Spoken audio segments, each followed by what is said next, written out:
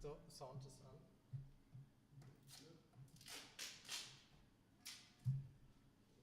Würde jetzt laufen, ja. Diese Großbaustelle wird einen Heißhunger nach Sand entwickeln. Sand, der gebraucht wird für die Aufbereitung des Baugrundes, aber auch zur Landgewinnung. Sie suchen alle möglichst nach sicheren Anlagealternativen zum Kapitalmarkt. So, die Situation ist also heute so, dass wir hier einfach zu viel Liquidität im Hast du die gestoppt? Ja, ja, habe ich. So, dann sind wir eigentlich good to go, oder Lucia? So, ich mache jetzt.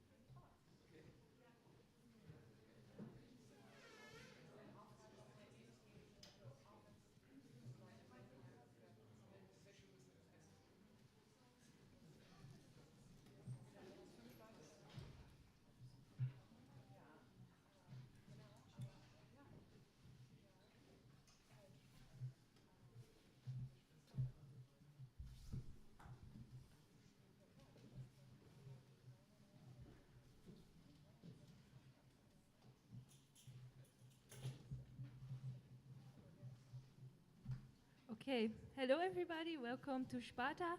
Today with Stefan Kegi from Rimini Protokoll. We will do a talk and then a Q&A, but I heard something about asking questions in between as well, right? Yeah, great that you're here, have fun.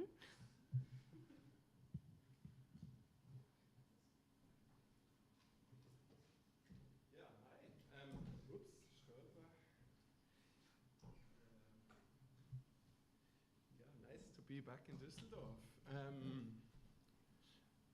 So I'll be a bit talking about the work of Rimini Protokoll and show some examples. And yeah, but you're very welcome to stop whenever you have questions. And I sometimes think it's kind of makes sense that you interrupt whenever there is a doubt specifically about a project. So basically, Rimini Protokoll, that's our website, is a company that somehow may be wrong in the Art Academy here, because we often say theater to what we do.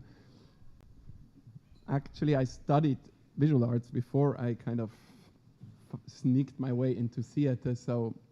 And the last opening we just had on last Saturday was in an art museum. So it's kind of, I guess, floating in between those structures. I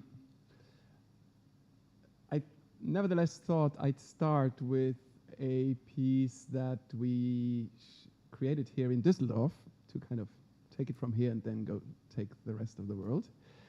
So Rimini Protokoll basically is a company that we're based in Berlin, and we're 3 founding members, Helgard Haug, Daniel Wetzel, and me.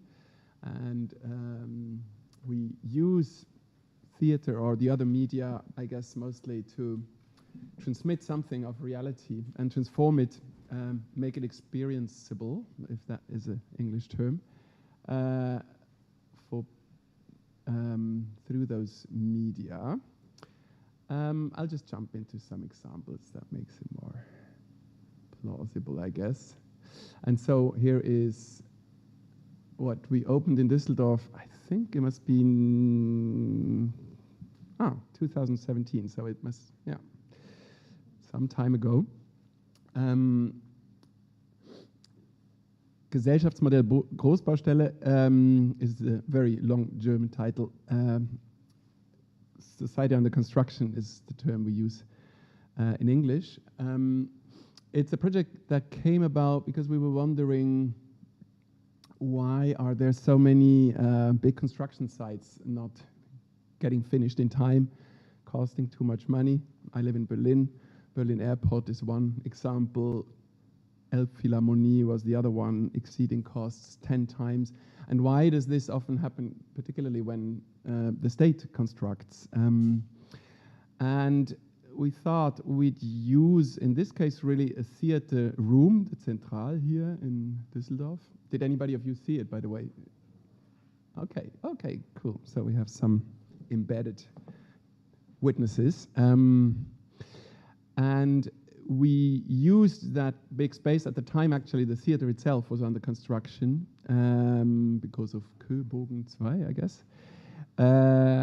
And the whole, actually also very Düsseldorf-specific fights about what's more important, the Köbogen or the, no, not Köbogen, what's the name of it again? That thing where the Apple store is inside and it kind of looks greeny. Köbogen, yeah, okay, wow, it's too much. Anyway, I wondered, and I really like construction sites very much. In the research process, for instance, I went to Wuppertal, where maybe some of you still have in mind how amazing that huge hole looked when you came out of the train station and you saw all these tunnels, and it's just so complex that you can hardly kind of oversee what's going on there. And I went with my questions and I started asking people in very different fields, why do these construction sites delay? And what came out of this is a kind of we transformed the Central in a big construction site, and audience groups would visit it. So if you were an audience, you would come in and immediately be given a hard hat, for instance, that has a headphone inside, or you would go to another group and you would be in the position of the urban planner maybe, and you would be kind of on the terrace, as construction sites often have them, to oversee the construction site, or you would sit further down. So 8 different groups allowing you to sneak into the perspectives of 8 people. Let's just watch the trailer, maybe. Do we have sound? Yeah.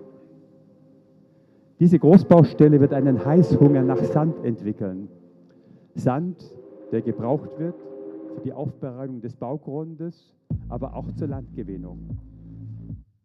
So this is Dieter Lepple from Hafen City University, but he did consulting for big cities how to grow, I guess, in a number of places around the world. Singapore is the topic he's talking here about.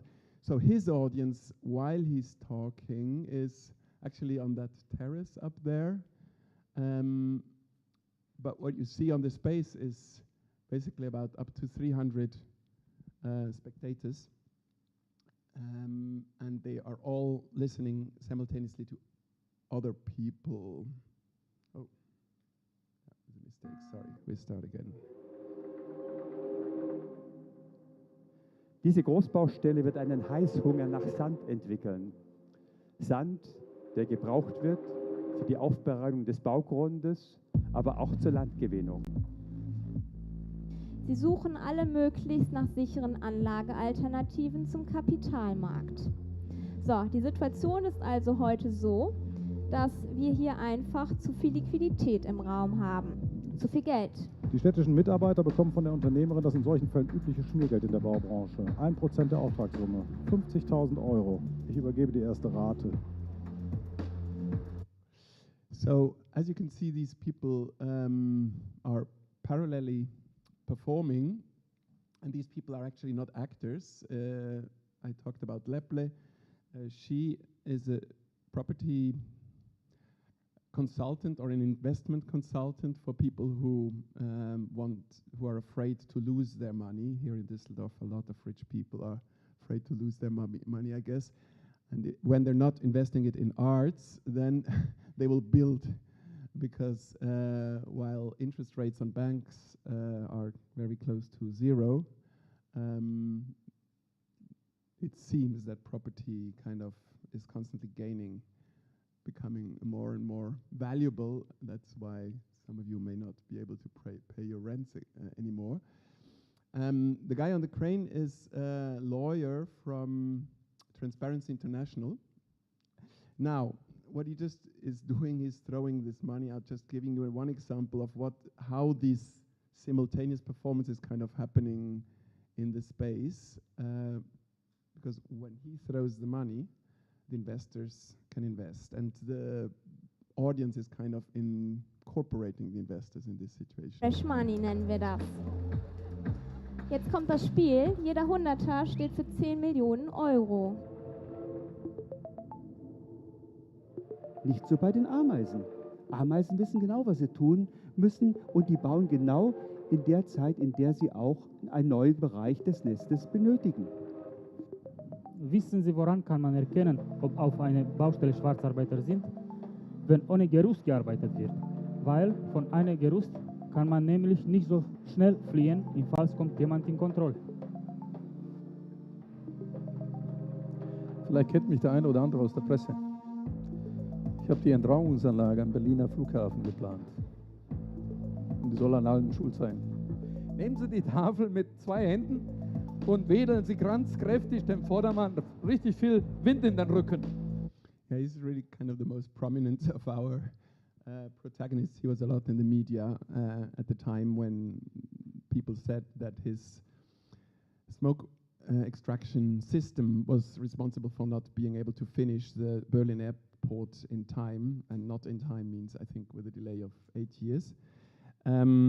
He claims it was just never tested, actually, what he built, and it would have worked out. And then he tells a story which, if I told you, it would take a long time, so I won't go into details. I don't really know if he's right or wrong. What's for sure is that he lost his house, he lost the case, he lost his company, and he's on and the airport got 8 years of delay. So it's those kind of biographies that I'm also interested. What we did with him is that we said, okay, the audience will kind of test his extraction system, smoke extraction system, which had the particularity that it would extract horizontally, and that's, some experts said, wouldn't work, and he kind of, in a nutshell, kind of, we tried it out together.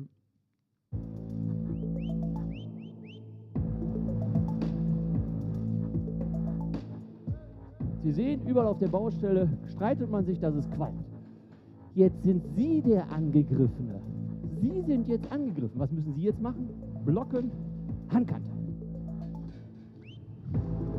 He's a lawyer that I met here in Düsseldorf. I was quite impressed by him because he defends the public hand against exceeding costs.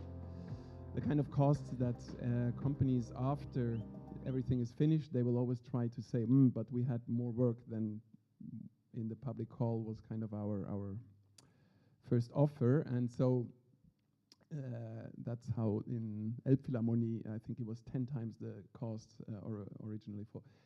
Anyway, he defends the public hand there, so he's really on our side in a way. But he also is a Kenpo Kung Fu fighter, and he kind of used that martial art to explain how things went. Well, it gives you a bit of it's a complicated project to start with, though, but maybe the ones that saw it, I don't know, do you want to say something about it, how it actually worked, or do you have questions about any of what you saw? I will always kind of open in between the projects so that immediate confusions can be sorted out. Otherwise, I will. Yeah. Yes. Yeah. No, it's totally works. I mean, obviously, it's not a scientific example, but he was explaining it in more scientific terms, and I can ensure.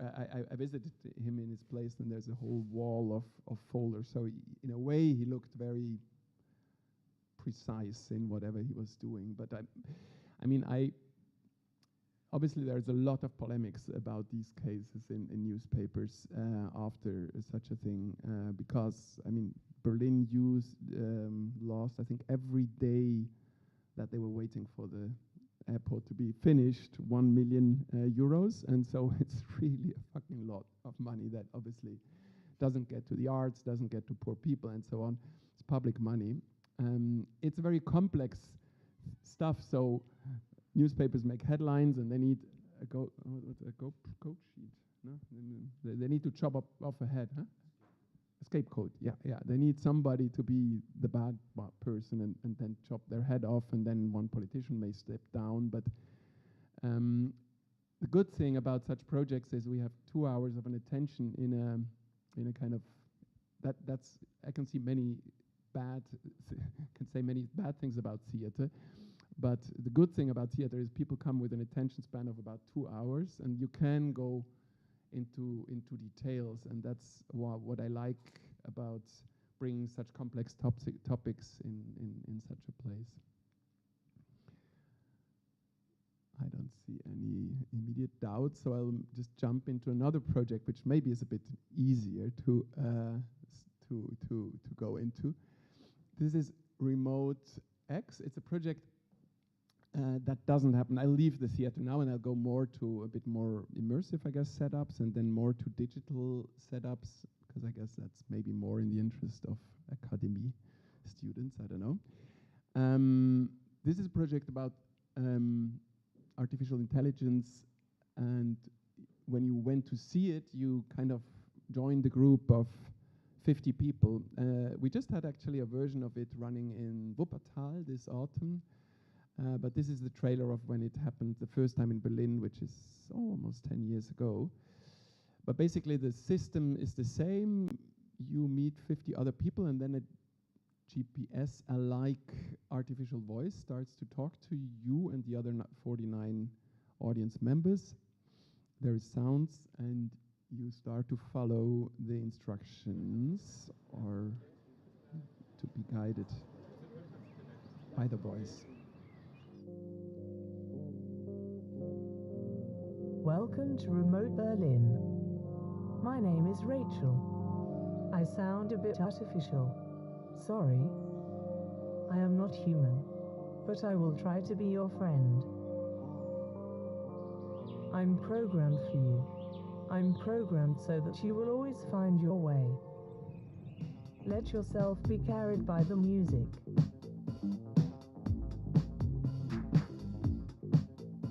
The others are doing it too. They join you and you flow onwards together. 0 degrees. Turn with the sound, slowly, like a security camera. 90 degrees. Scan your surroundings. 180 degrees. If you left your thoughts on my hard drive, I could talk for you after your death. Your ideas could live on. But this time without doubts, without pain, without the others. So basically you're walking together through the city along a path that we've been researching beforehand and hearing sounds that augment, I'd say, the reality that you walk through. It does react, the system, to how fast or how slow you walk, but it's kind of secret when you're walking in it how the whole setup works. But the way to write the piece, it allows us to be able to write from the perspective of an artificial intelligence, kind of allows us to look back at what humans are doing. For instance, how do they behave in a place like such a supermarket? Here, humans hand over money. They smile but they don't speak.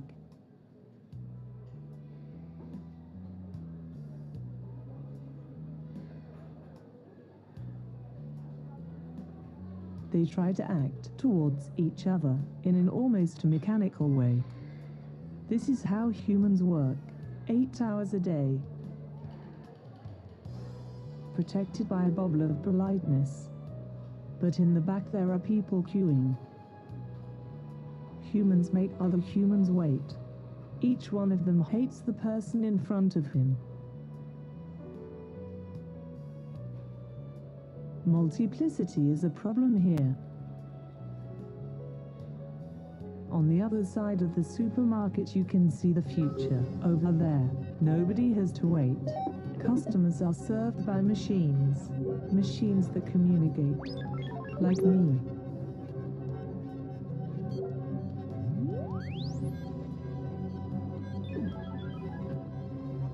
Now go to the door and it will open for you.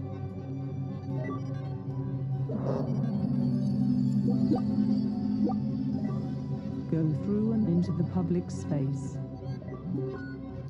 So these sounds that exactly match what you're seeing give you this feeling that you're kind of like in a movie and help to put you a bit further apart from the reality, feel a bit more in a kind of a bubble. They're triggered very simply. I give away the secret to you. It's just like that 3 people are walking along with it and they're triggering MP3 files from and then it goes through a kind of a silent disco system, these kind of headphones, things that are being transmitted to you. Might have been dancing to silent disco someplace.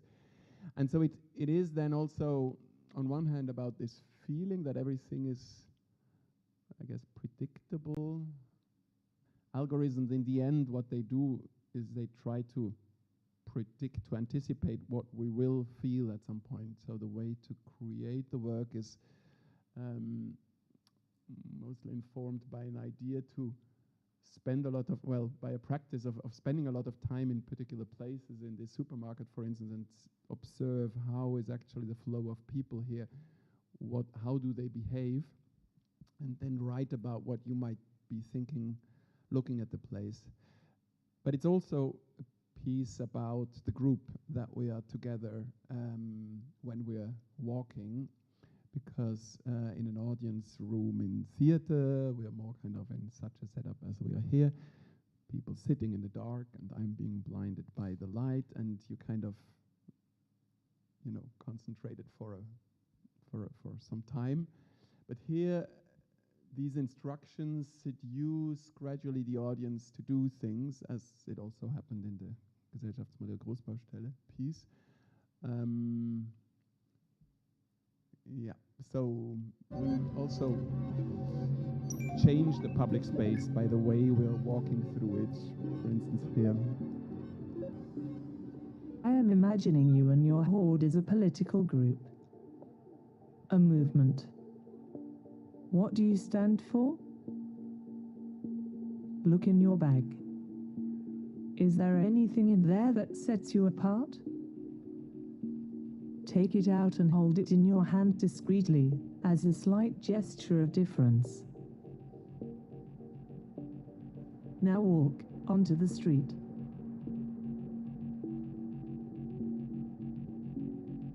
Now turn right and walk as a demonstration in front of the cars.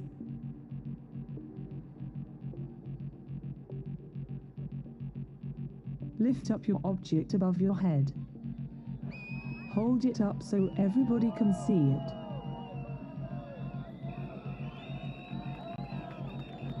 And already you are a small, non-uniform mass.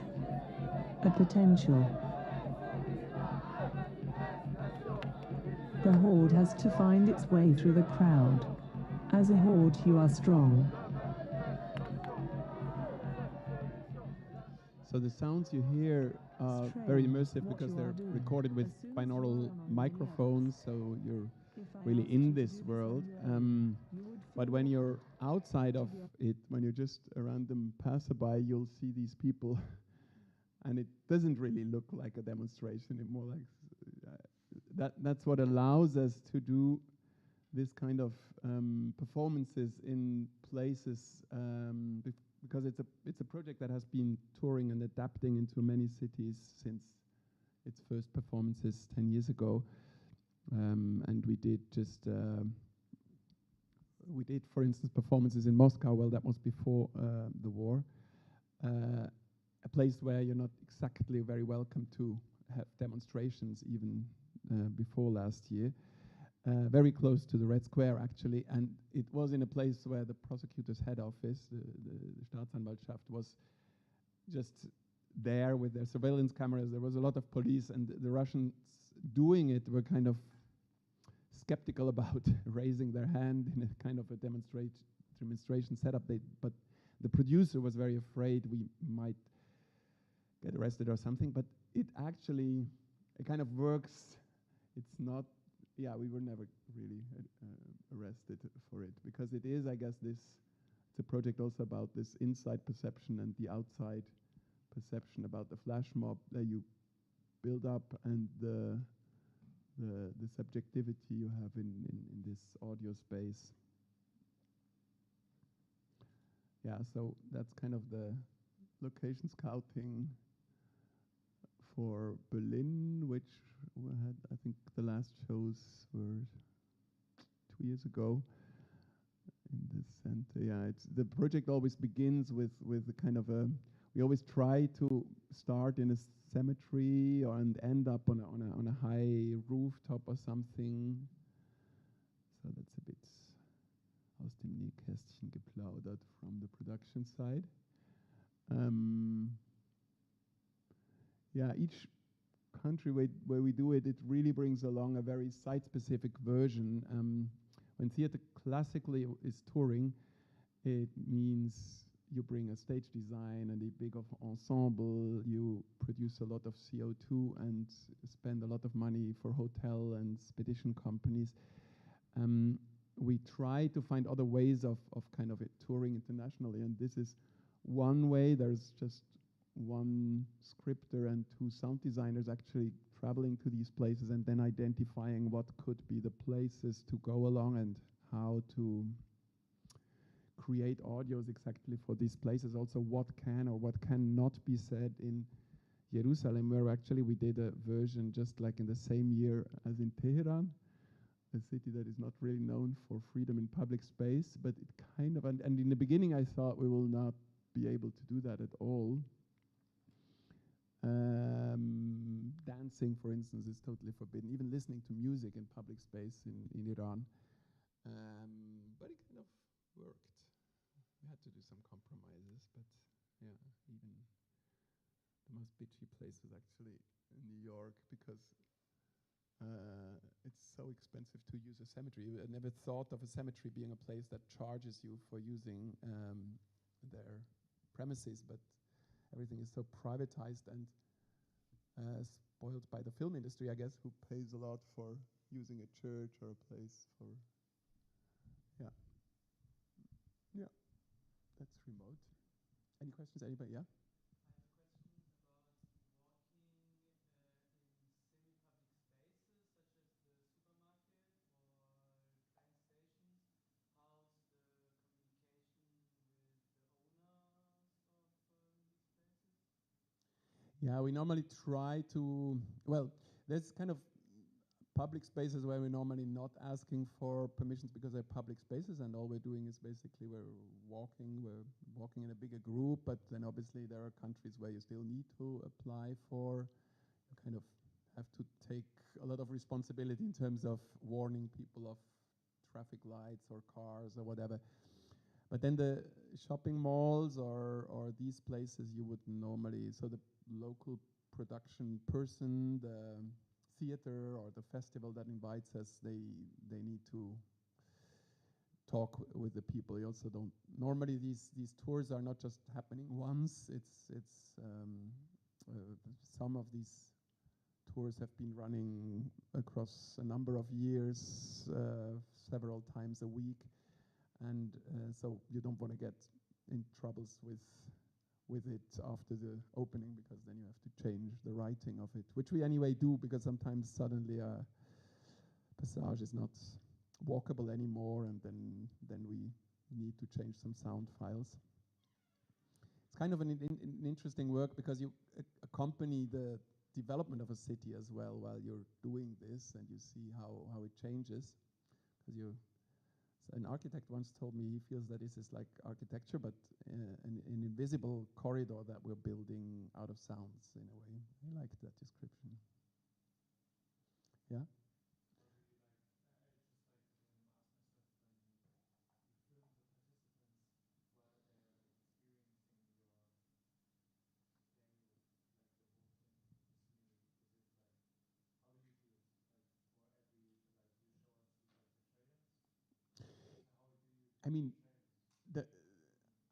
I mean, the most of the performances, we never film it. It's really about the experience, about you doing it. So you're unfortunately only having here a second-hand experience in the terms of that you're watching the watchers.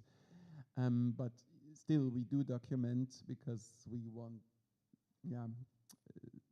performance is an ephemeral thing, so you want something maybe to survive the moment, and we also need it for, I don't know, promoting, and so we do sometimes film trailers. And then how do we do it? You mean in terms of if we ask the people if we can film them, or who? There is a bit of a, it's not actually ourselves often that do the film documentations. There is a company from Berlin that are called Expander, and they work often together with us to shoot these kind of trailers. So it's like one trailer, is it like one group of participants and you try to film it on that day, the whole day, all the scenery, or is it just like you do parts of it on different days? I think we mostly do it on one day, but with several cameras. Yeah. But that will be a question for Expander. Yeah, I think, they do it normally on one day, because then you have no what's the word? Continuity problems. I think that's the film industry uses for that. Yeah.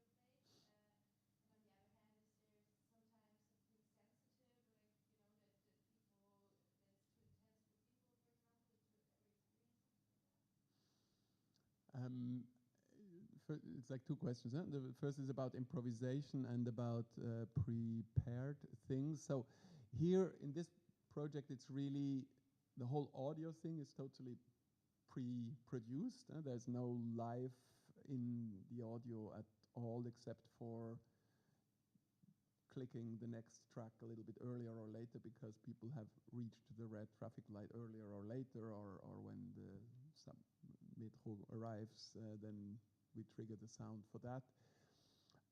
But obviously what's totally improvised is whatever is happening around you and what the rest of the group and you yourself do.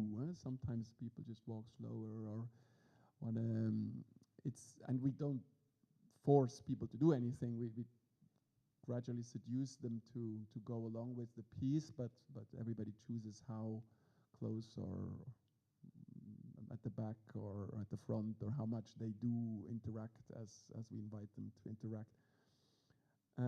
I like that kind of friction between, obviously it's happening every day at, I don't know, 5:30, there are a bunch of people doing this kind of gesture. So there is a second layer of an audience also that sees that happening again and again, and they're not paying audience members, they're just random standers by. I mean, it's a bit, for them, I guess it's like Kunst im öffentlichen Raum, just that it's not built and doesn't stand there then forever. It's an ephemeral kind of ritual that is kind of inscribed into the city, and it contrasts with what's the inside perception of the piece, I guess.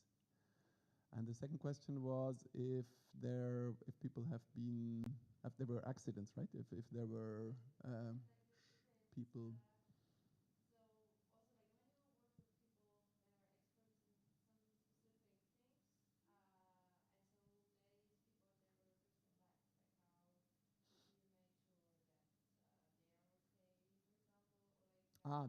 That would be more about our performers, right? Because here the spectators, I mean, they're in the end responsible for themselves. I don't even know them. They pay the ticket and then afterwards they're happy or not. But the lawyer or the illegal worker you saw before handing over brickstones to audiences, with them, I have a long phase of rehearsals where we kind of identify also what they will be wanting to say about their life and not, and on the other hand, what I want them to say or not, because I don't want them to be boring or superficial. So I try to, in the rehearsal process, kind of get deeper and deeper, I guess, into, yeah.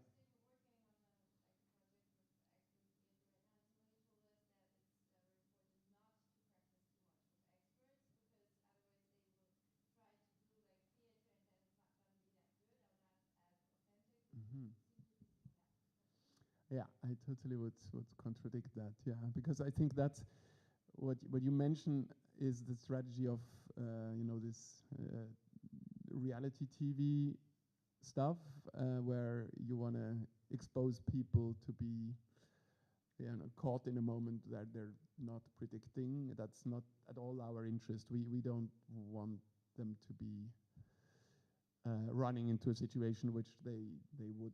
I mean, you always run in situations which you haven't experienced before, but we try, especially with people who have never been to theater themselves, we try to prepare them for that experience. For me, it's not important that they, I don't know, authentically fall over the stairs because they haven't rehearsed how to walk up the stairs while they're holding the microphone. For me, it's important that they are themselves. That's why I choose to work them, because they come with their stories, because they help me to co-write the script, because they can also answer questions afterwards when the audience, and they're I think it's just, there is a more authentic reason, I guess, for telling their story than to be paid to tell that story because you're an actor with a full year contract with the Schauspielhaus Düsseldorf to imitate others.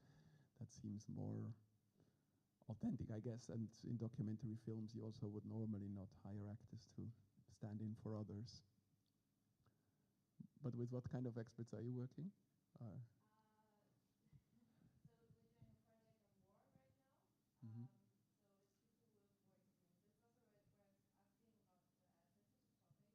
Mhm.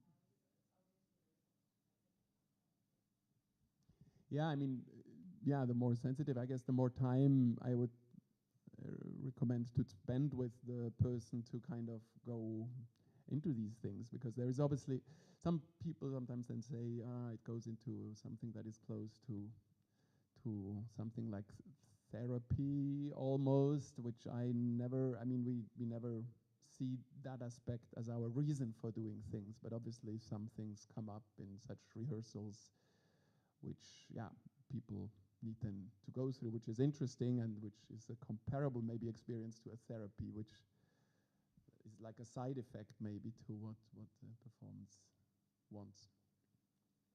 Mm-hmm.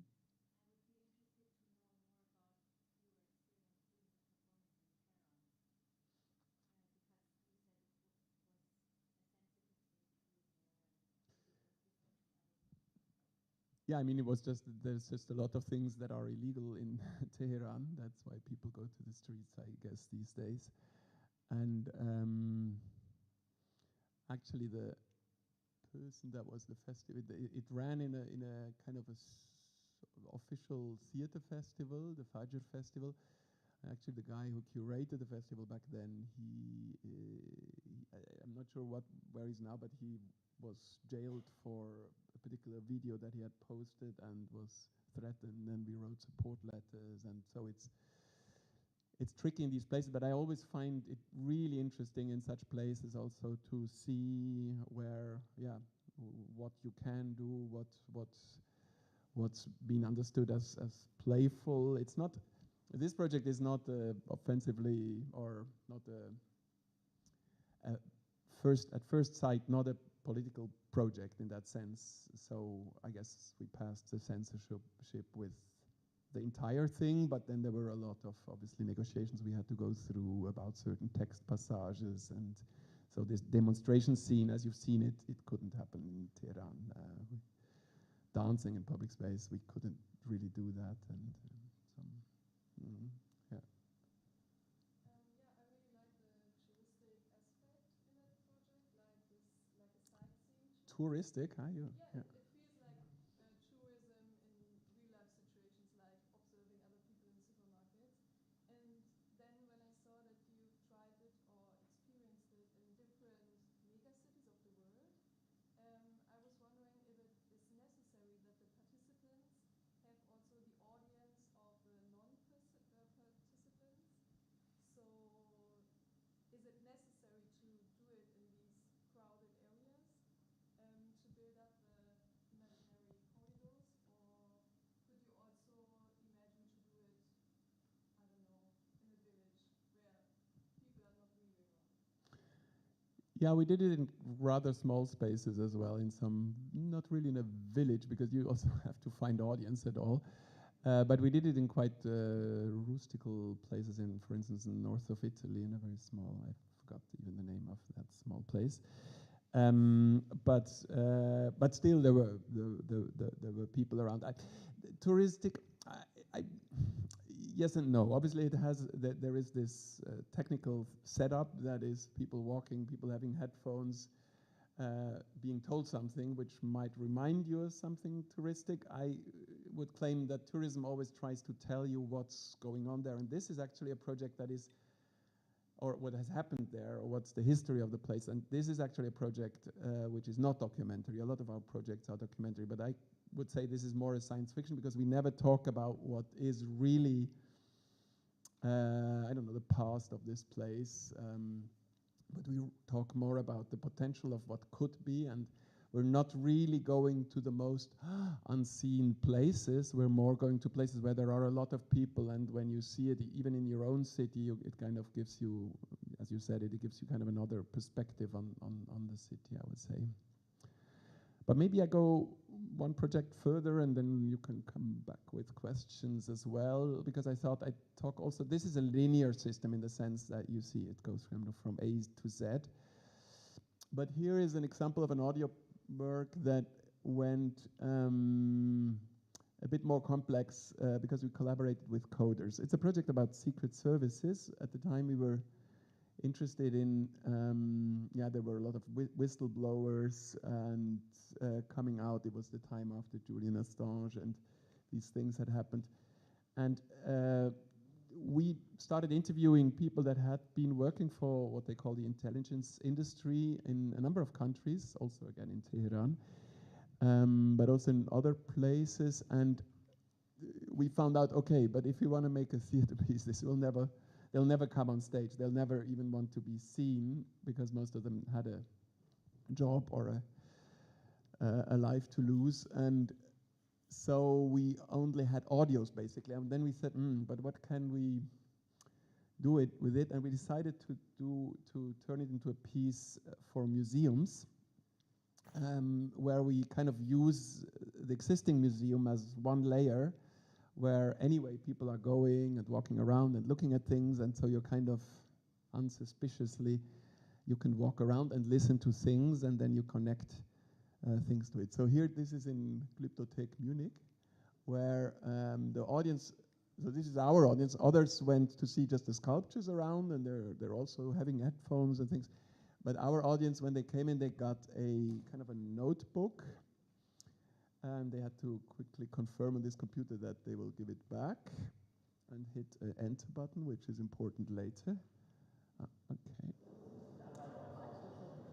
And then they put on the We headphones. are almost ready. Go into the next room. The room with the boy and the goose. Find the quiet place to sit down. You are in the Glyptothek in Munich, in room number 13. The system has identified your position. You need to get to know your legend first. That's what we in the intelligence call a role that is tailor-made for you, so that you can perform your true mission undercover.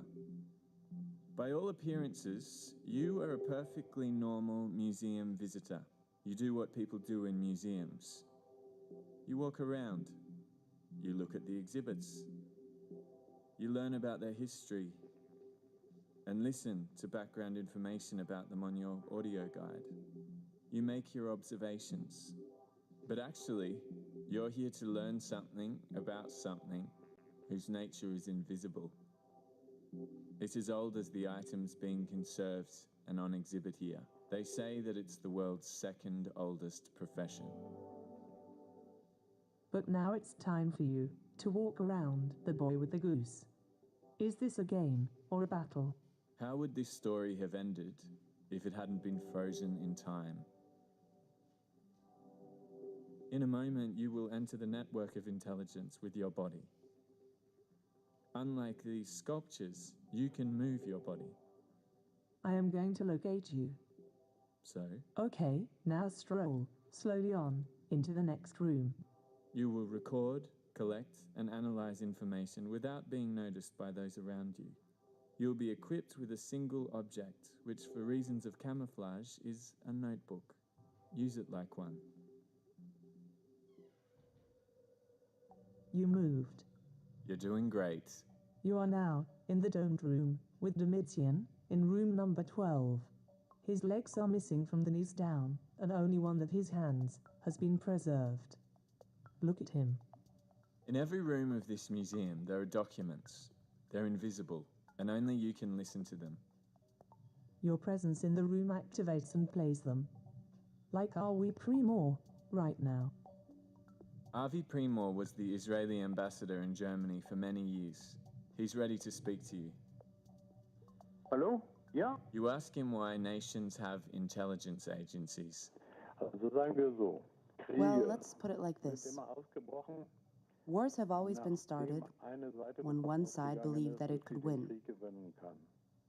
If you believe that you would lose a war, you wouldn't be the one to start a war.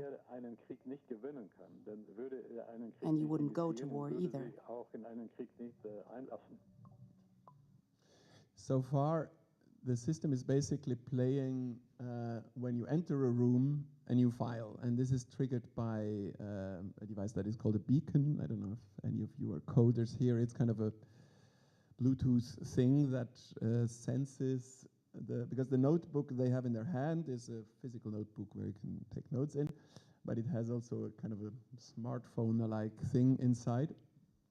And so basically, yeah, you trigger the sound files when you get closer to certain areas. But then we also have different kind of, we also ask questions. Question for you. If you have a person in front of you who knows the code to deactivate a bomb in a room with 50 people in it, would you resort to violence at the last minute in the hope of getting the code? If the answer is yes, hold the notebook vertically over your head on my signal. Ready? Now.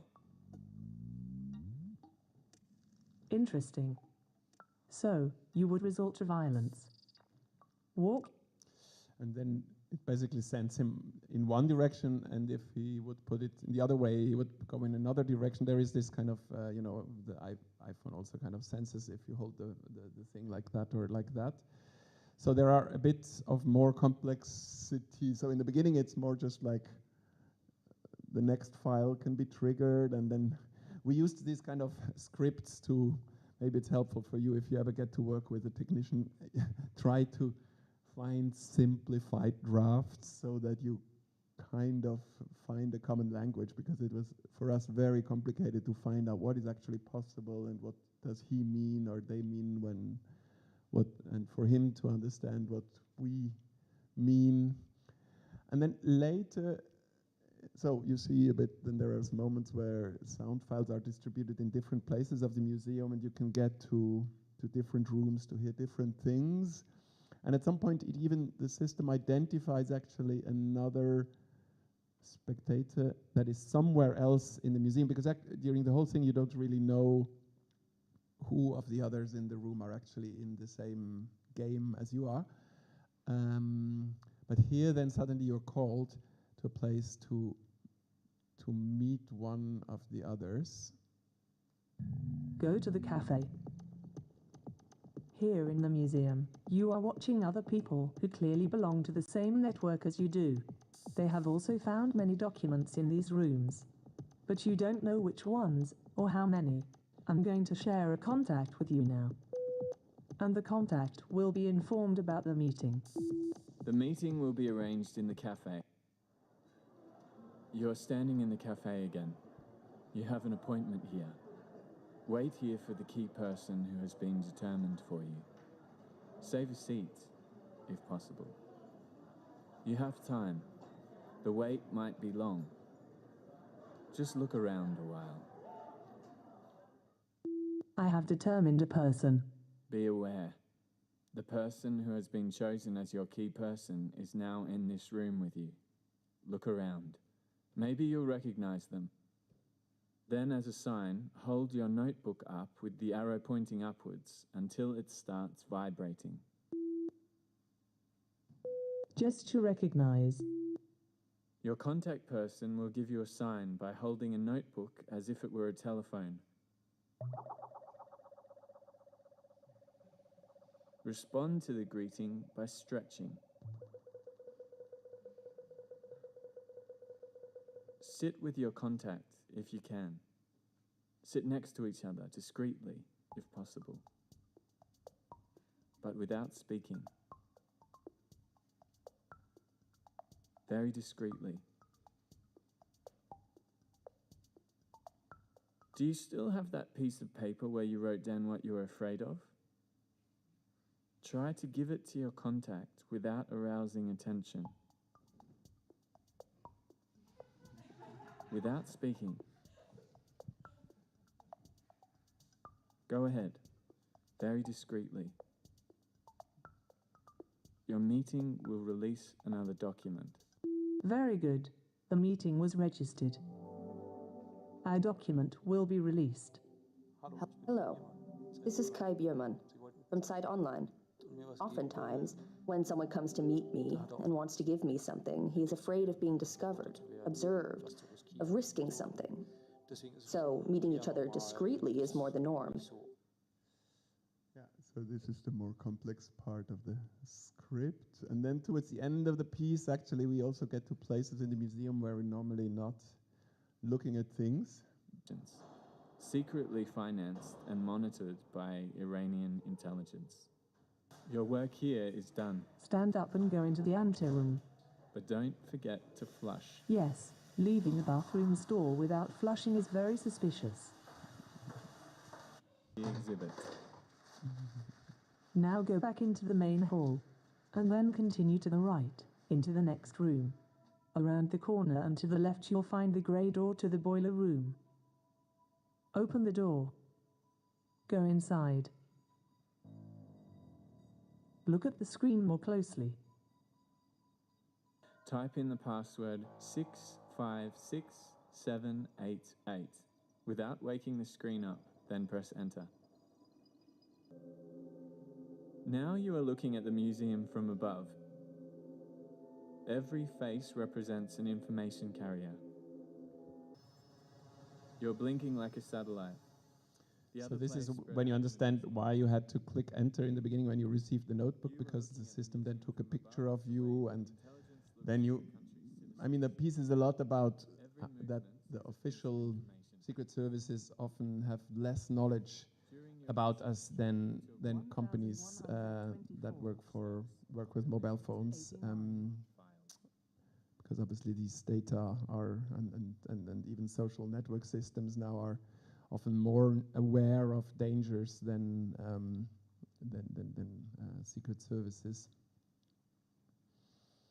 Yeah, so here there's actually much more audio material that we create than what you see during a normal performance. You would be in the system maybe 90 minutes, max 80 minutes, but there's maybe 4 hours in total of material. But according to how you move, how you answer questions, you move around differently. This is showing kind of how we distributed the files in Kunsthaus Zürich, where we didn't have sculptures, where we needed to rewrite parts of the play because it's the Ständige Sammlung, where I think it starts from 15th century paintings till 19th century, and there's actually things that you can also script about then, but it's a relatively, oftentimes our projects in this touring process, they keep growing and investigating a topic further and further,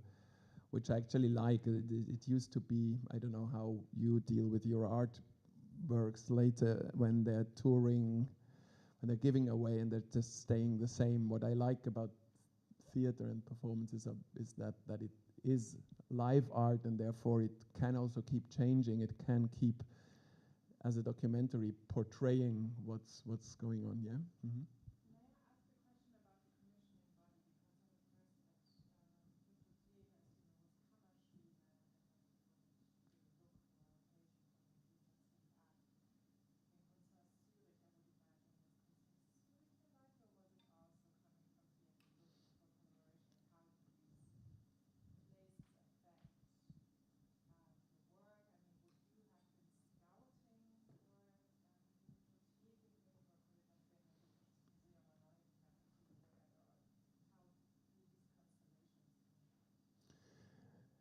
In this case, it was a bigger project where a number of theaters were collaborating, and Schauspielhaus Düsseldorf was one of them.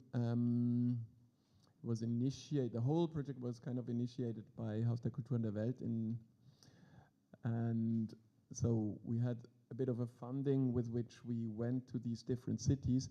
But as we said, this is a project we cannot show in theaters. Then the theaters had to find partners, and I think in Zurich it was kind of a lucky coincidence that anyway we were contacted by Kunsthaus, who wanted to do a project with us potentially, and then we brought the two partners together, and so the audiences were both addressed by the PR department of the theater as well as of the museum in this particular case. It changes totally I mean, it's mainly the space and the context. I'm not even sure if it's so important if people know, okay, it is a theater that I'm going to see, but I think it's very important where you are when you're seeing it, because the scenography in this piece is obviously the place you're in. But there was maybe I jump directly into another work that is totally different. Yeah, okay. Yeah.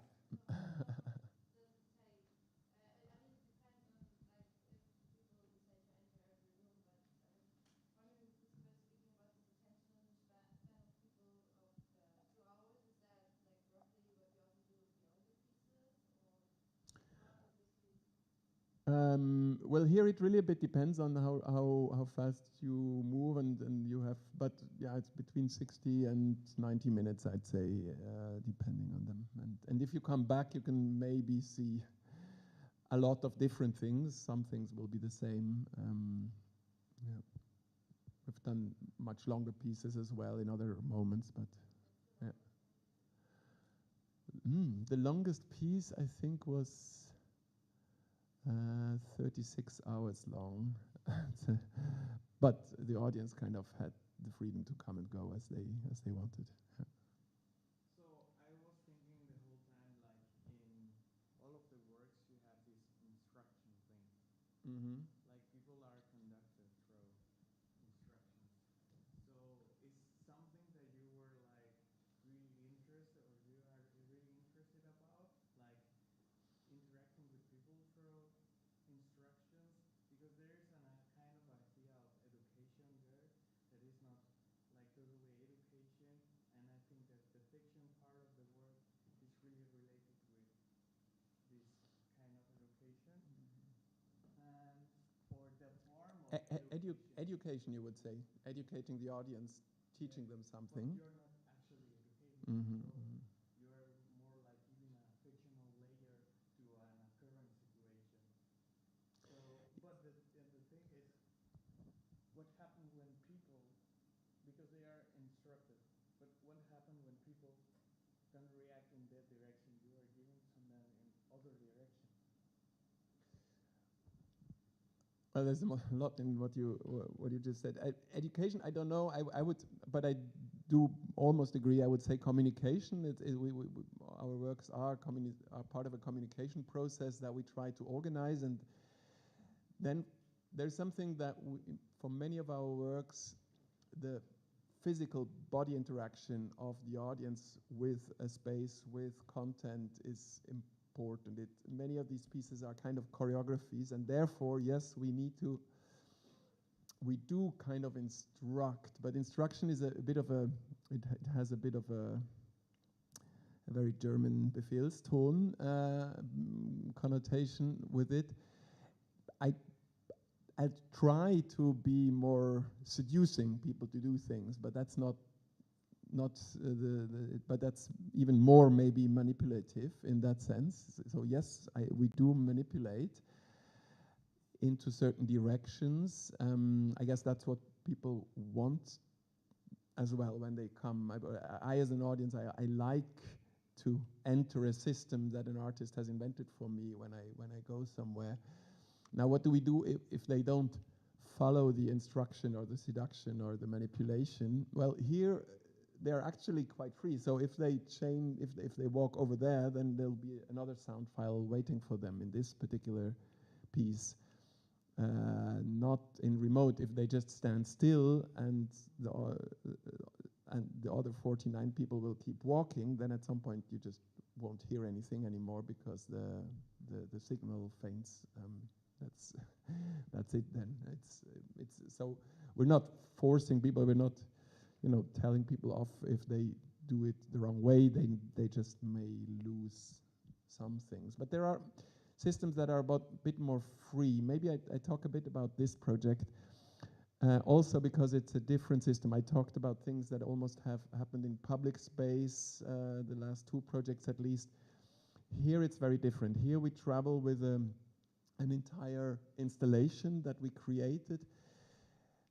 I created it in Switzerland because Switzerland, as you may know, has this legal option to decide the end of your life if you have a terminal disease. But it has also a highly developed medical system that allows you to live very long. And it has this almost non-existent inheritance tax, which allows rich people to get much richer. And so I think there's a lot of topics in the air about what do people leave behind when they die. So I decided to look for a number of protagonists who knew that they wouldn't live much longer at the time we started to work together for very different reasons, and we created spaces together with them to be their Nachlass. Nachlass is the German title of the work, which I guess legacy is one translation, left behind, leaving behind, I don't know. And it is a building, in a way, that has 8 rooms.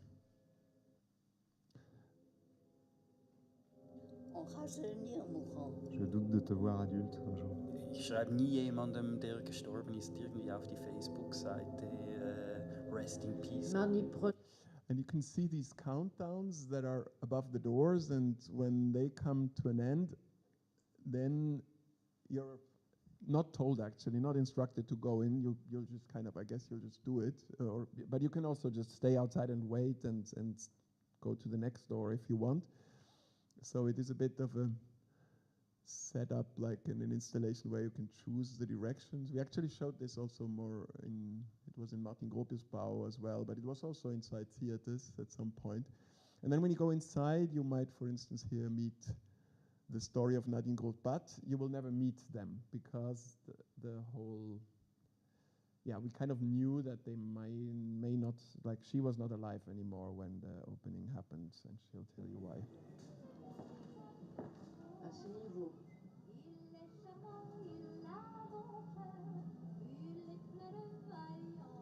Asseyez-vous. Bienvenue dans ma salle. Vous êtes confortable? J'étais si contente de voir les gens applaudir. Le jour où je me suis produite sur scène à chanter Tom Pilibi, je tremblais de tous mes membres.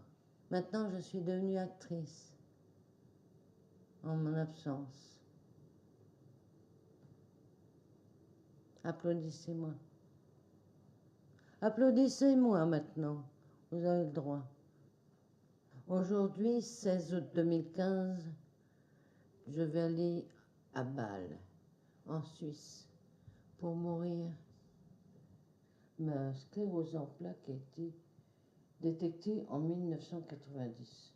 Donner la fin à la maladie qui me fait tant souffrir, ça correspond à la fin de mon mariage destructeur que j'ai vécu. Je vais divorcer de mon corps comme j'ai divorcé de mon mari. Pour vous dire au revoir, j'aimerais bien vous chanter la chanson que j'ai chantée sur scène.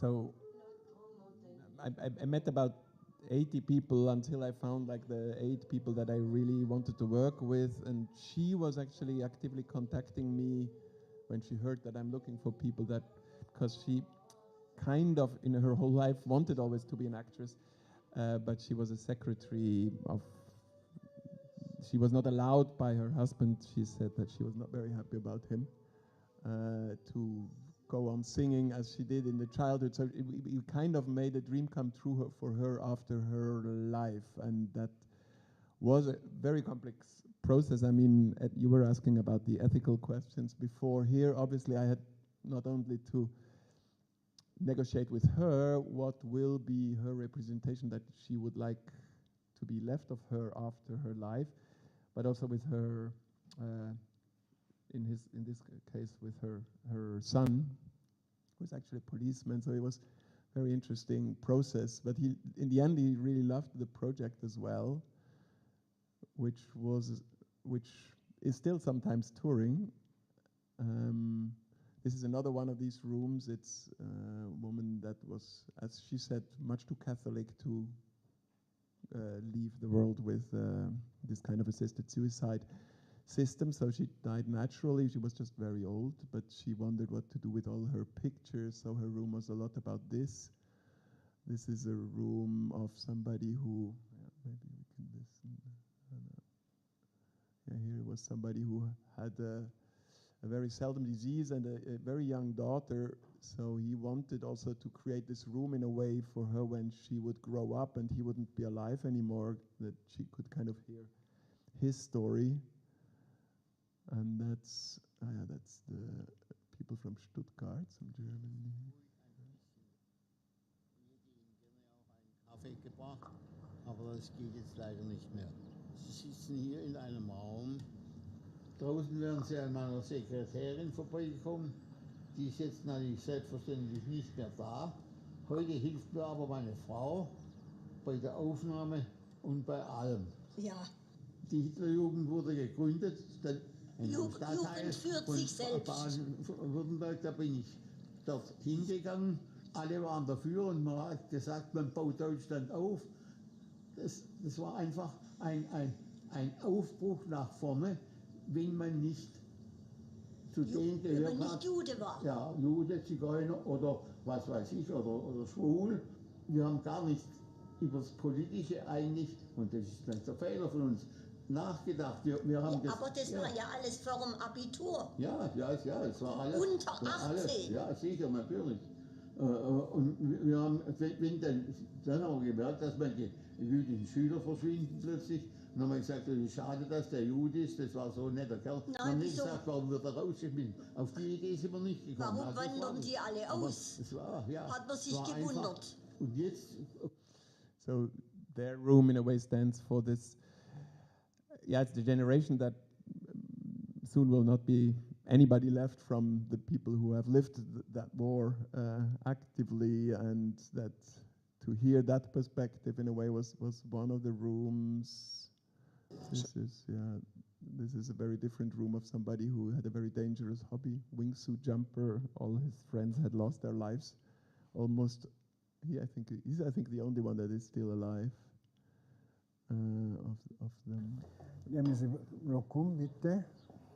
Ich bin jetzt 78 Jahre alt. Ich will wissen, was mit meinem Körper ist, wenn ich sterbe. Ich habe 54 Jahre in Zürich gelebt, aber deutsche Sprache immer noch schwierig. Das ist mein Sack.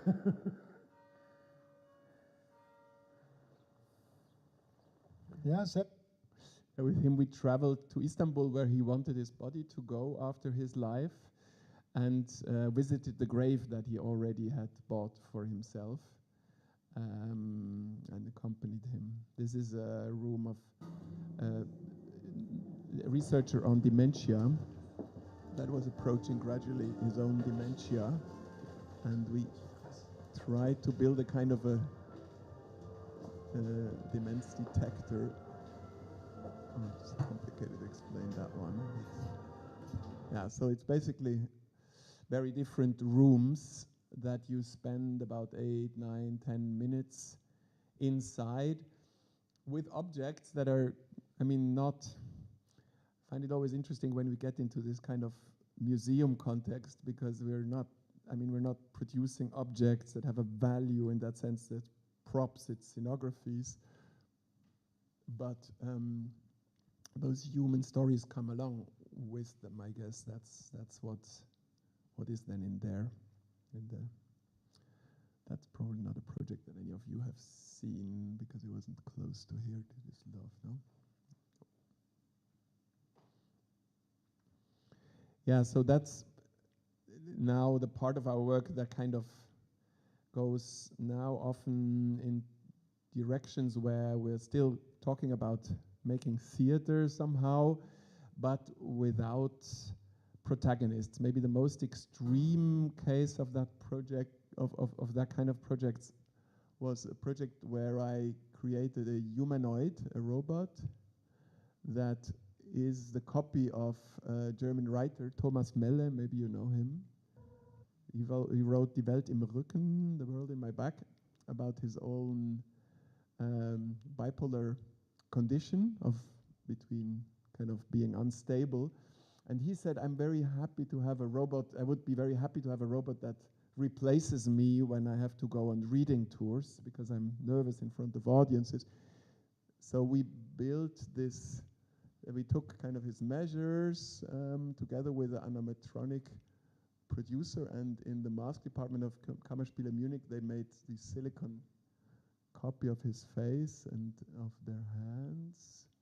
That's the inside of the, well, actually the audience doesn't see this, it is just you see this now, but the audience comes to the performance and sees basically somebody sitting in front of a laptop as I am sitting in front of you, and giving kind of a, preparing for a lecture. There is a screen next to him, and it is kind of a lecture, just that it's not Thomas Melle who is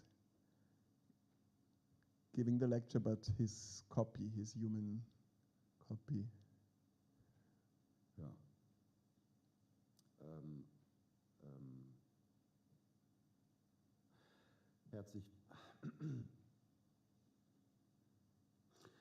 Herzlich willkommen. Ich freue mich, dass Sie hier zusammengekommen sind zu meinem Vortrag über das Problem der Unstetigkeit und, wie ich es nenne, die Überwindung des Uncanny Valley, des unheimlichen Tals. So let's switch to the English version. So then he starts basically showing some video materials, as I did today here. But My it's hands about and my forearms were also cast. I was thinking that maybe I could have a third hand built. What advantages would I have? Perhaps I could program my hands so that I could play drums all of a sudden. Or write a play without thinking. I could link it up to writing software so that the hand would finish my touring play on its own, and I wouldn't have anything to do with it. Or I could leave gesturing to this hand so that the other two would be free to do everything else. Would the movements of this third hand have to correspond to the movements of my real hand? One of my friends called this gesture the Melle claw. I don't know whether I do it in private, but there's an online interview where I did it. And I don't know whether I only make this gesture when I'm nervous and tense, or whether it really belongs to me. Is there a difference between private and public gestures? Which gestures are actually mine?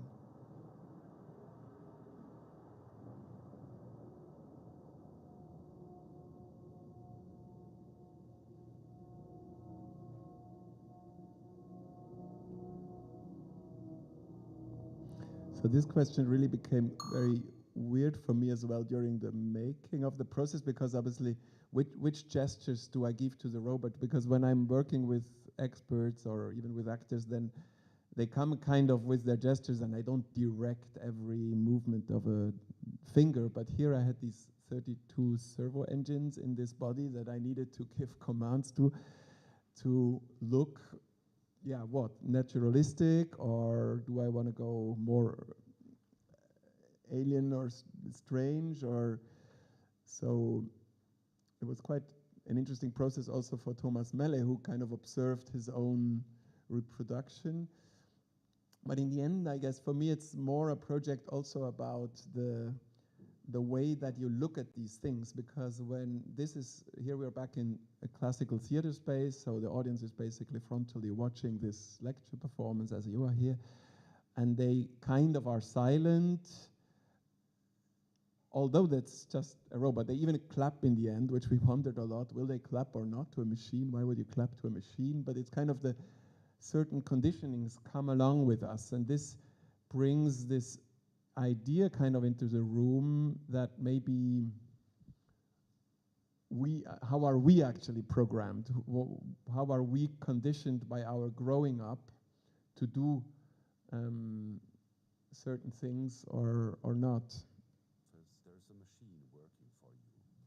But how come you are so certain that you can check the box, I am not a robot, whenever your computer asks you to? Don't you sometimes have difficulties recognizing the images and letters on the CAPTCHAs? CAPTCHA is an acronym for Completely Automated Public Turing Test to tell computers and humans apart. In other words, a reverse Turing test.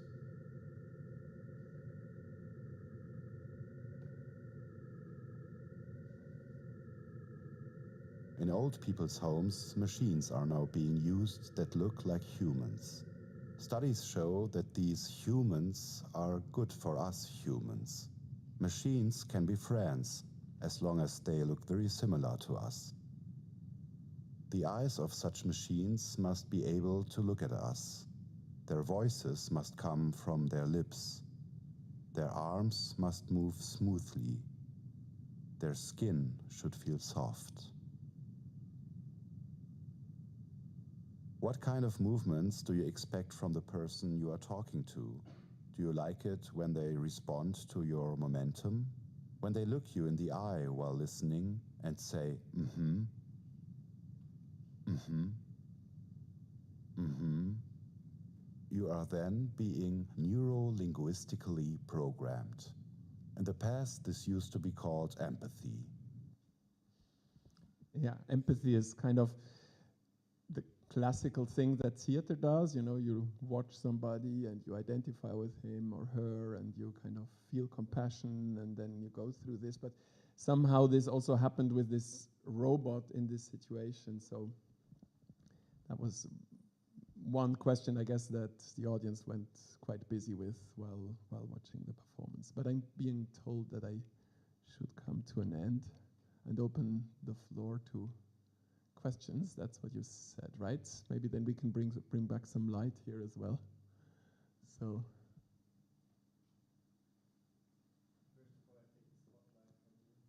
Okay. Ah, yes.